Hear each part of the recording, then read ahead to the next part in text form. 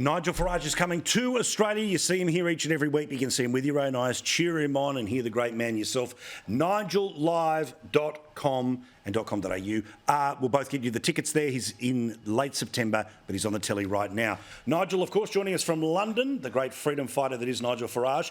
Nigel, you got a few tips yourself about Australian politics, and following on from our previous guest, the former Prime Minister, the way back for the Conservative side of politics. Yeah, I just listened to Tony Abbott. I mean, he is so clear, isn't he, in his messaging, logical in his thoughts, and he's absolutely right, because we saw Tony Blair with New Labour dominate British politics for a decade, and the British Conservatives decided, I know what we'll do. We'll become like the Labour Party. And everyone said, well, what's the point of that? We may as well vote for the real thing. It wasn't until they were given a proper kicking by yours truly more than once, that they decided they'd go to the country with a genuinely conservative manifesto that said they would defend borders, get us out of the EU finally. And guess what? Guess what? When they did that, they got an 80-seat majority, the biggest majority since Mrs. Thatcher. And the reason is plain and simple.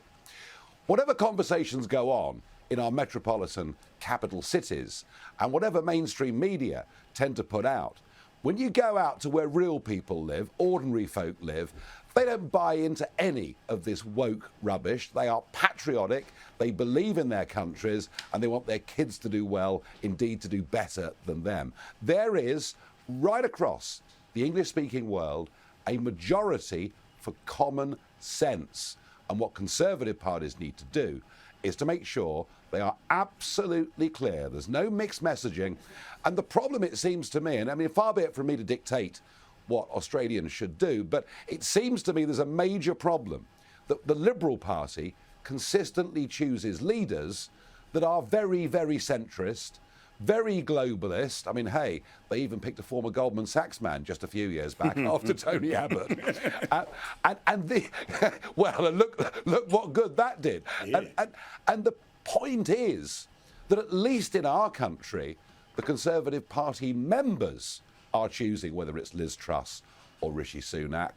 And what happens in Australia is it's the Liberal Party members of Parliament that choose the leaders, and they, of course, themselves are subject to all those metropolitan pressures. So I think, for things to become more effective, to get the right leader, to get the right messages, those people who subscribe, donate, or are members of the Australian Liberal Party, they deserve a voice. Bloody oath they do.